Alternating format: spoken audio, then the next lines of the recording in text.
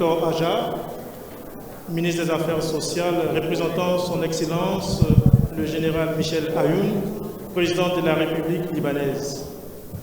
Mesdames et Messieurs les membres du gouvernement, Monsieur le député Kassem Hachem, représentant Monsieur Nabi Berri, président du Parlement.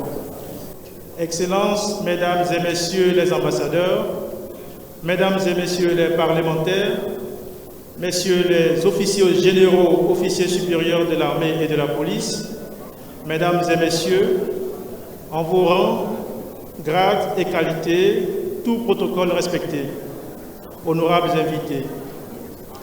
L'histoire des nations constitue, à n'en point douter, leur repère infaillible. Pour ce qui concerne la Côte d'Ivoire, l'année 1960 est une année emblématique.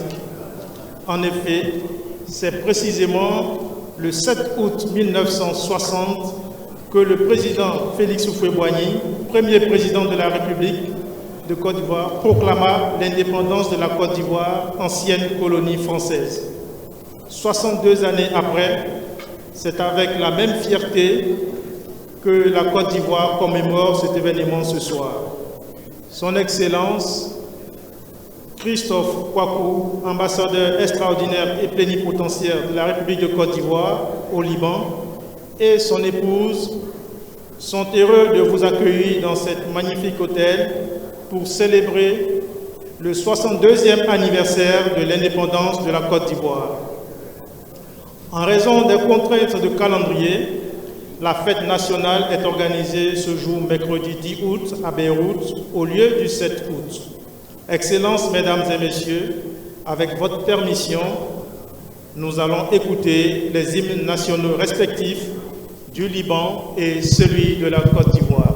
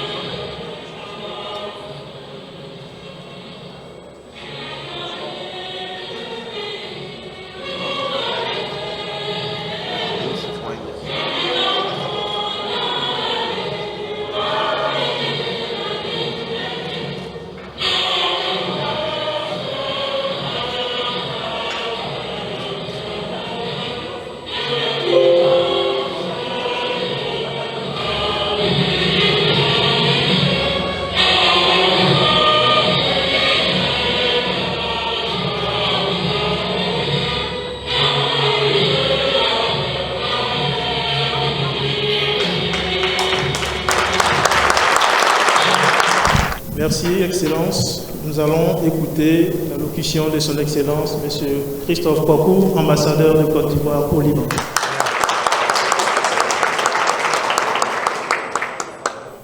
Honorable Hector Aja, Minister of Social Affairs, representing His Excellency Mr. Michel Ayoun, President of the Lebanese Republic.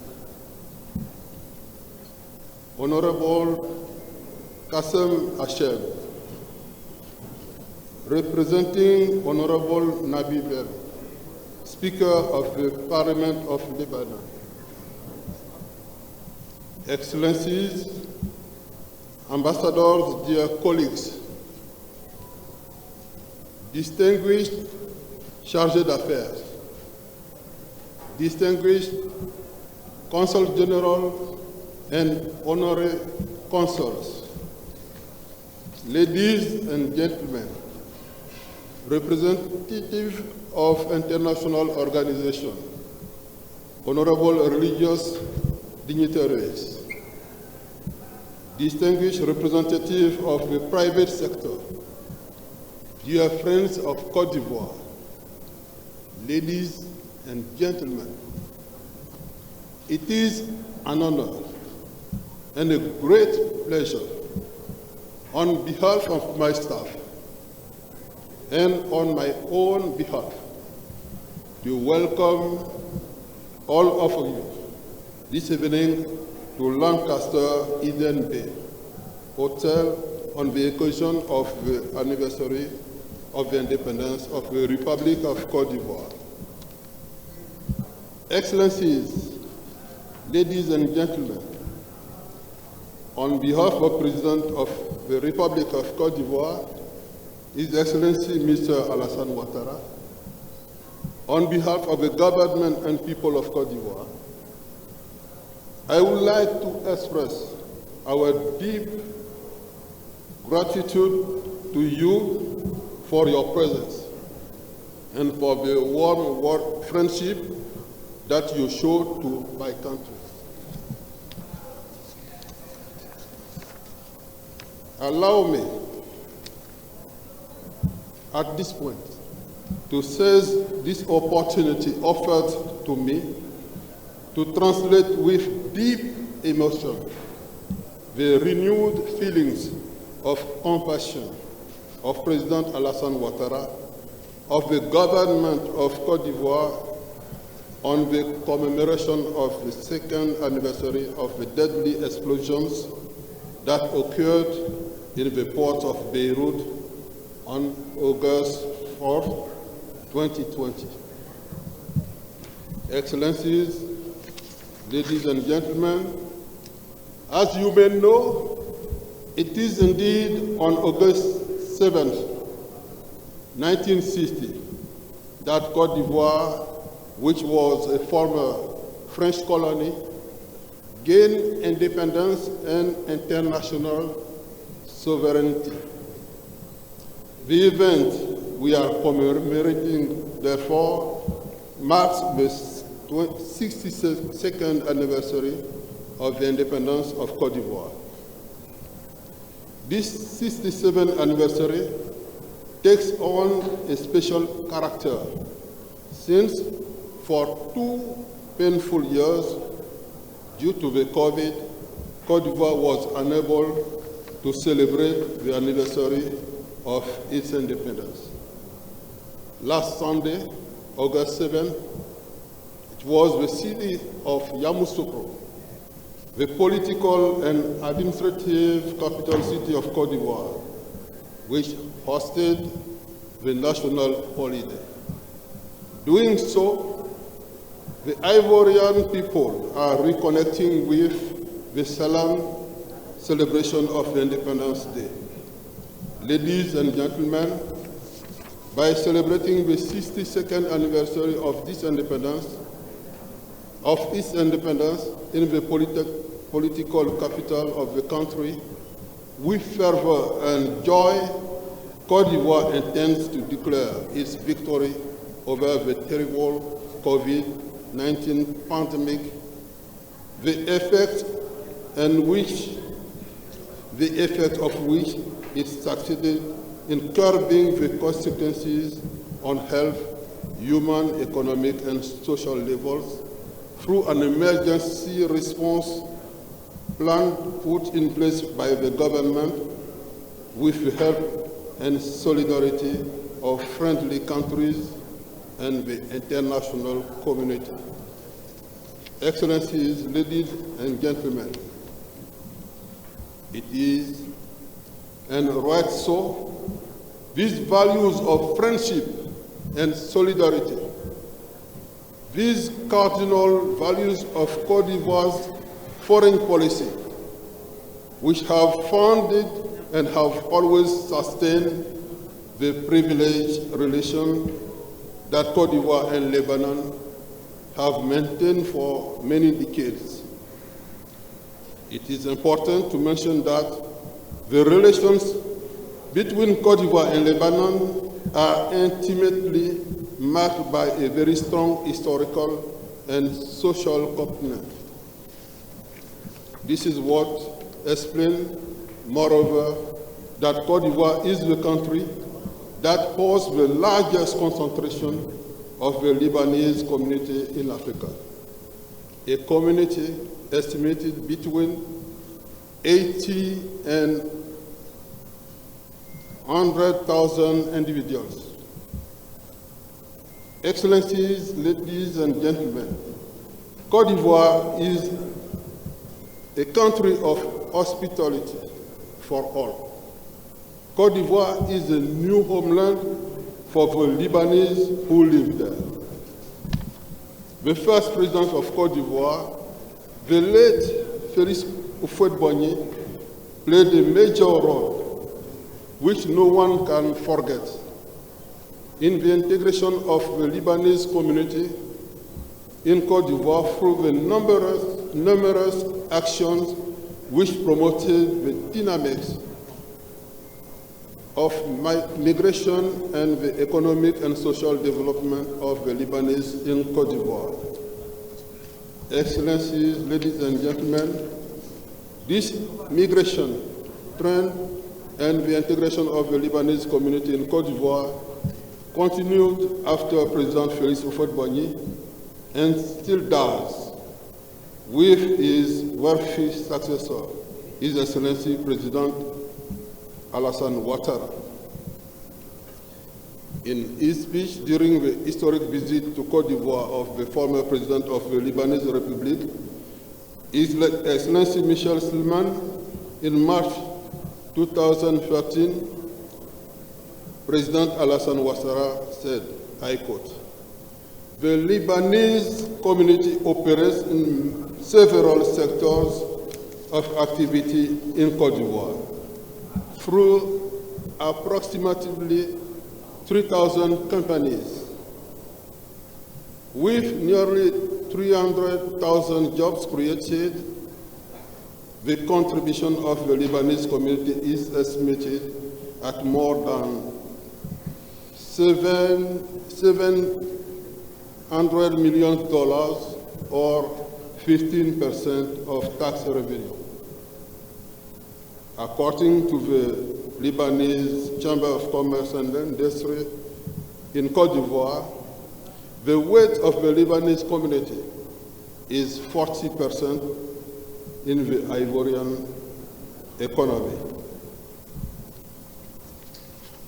Allow me to express my pride to our Lebanese brothers and sisters living in Côte d'Ivoire, many of whom have come to spend holidays with their families in the land of cedars and are present among us this evening. This is the place to express to them all our gratitude for their appreciable contribution to the development and of our dear common homeland. I would particularly like to extend my warm congratulations to the President of the Lebanese Chamber of Commerce and Industry, Dr. Joseph Khoury, who was appointed to the rank of Officer of the National Order of Côte d'Ivoire last Friday, August 5th. Ladies and gentlemen, Côte d'Ivoire is recognized as a destination of choice, both in terms of safety for people and property and the quality of the living environment. The strong will of the President Alassane Ouattara, his leadership at the national and international levels, his constant involvement in the development of the influence of the country have enabled Côte d'Ivoire to be today the crossroads of major international meetings. I would like also to mention in this respect only the last major events which attract last year thousands of participants to Côte d'Ivoire, including high-ranking personalities from all over the world, in particular the Congress of the Universal Postal Union, the COP15 to combat deforestation and restore land, and the Africa CEO Forum, which is the largest annual gathering of the African private sector. In January 2023, Côte d'Ivoire will also be the host country of the African Cup of Football Nations. Ladies and gentlemen, the agriculture sector has always been one of the pillars of the Ivorian economy. Côte d'Ivoire has remained the world's leading cocoa producer for several years, with more than 40% of the market share. Since 2015, the world's leading cashew nut producer, the world's leading producer of cola nuts, the first African latex producer, the first African desert banana producer, the second African cotton producer, the third African producer of palm oil, the third world producer of coffee. Côte d'Ivoire is the second most competitive economy in West Africa. As far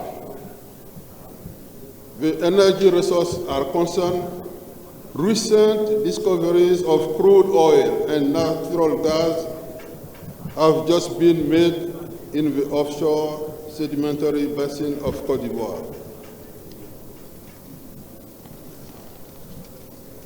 The economic and social development of Côte d'Ivoire is moreover underpinned by successive national development plans which are in their third cycle.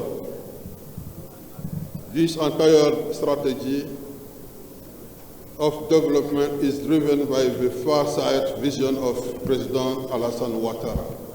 That vision of his program called United Côte d'Ivoire, which over the period 2021-2025 put people at the center of his public action. To achieve this, the United Côte d'Ivoire project is built on 5 pillars. This includes the stability, the creation of wealth and jobs, the increased competitiveness of the economy, and more efficient and more committed administration and people at the heart of the United Côte d'Ivoire. Excellencies, ladies and gentlemen, as we celebrate the 62nd anniversary of its independence, here is the synoptic image that Côte d'Ivoire would like to offer to the world, as well as to its friends gathered this evening who have come to join in this celebration. The image of a land of hope, the image of a country of hospitality, the image of a country of true brotherhood, peace, and stability. To all of you, I wish a happy Independence Day.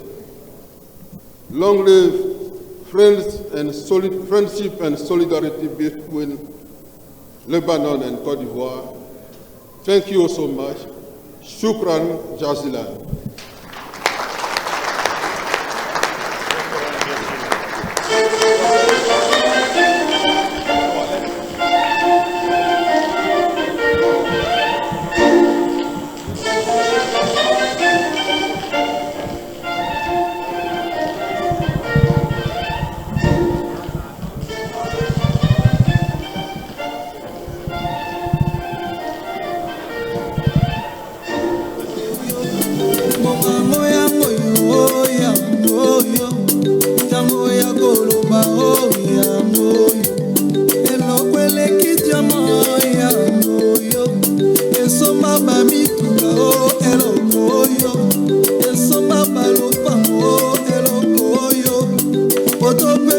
yo ben eloko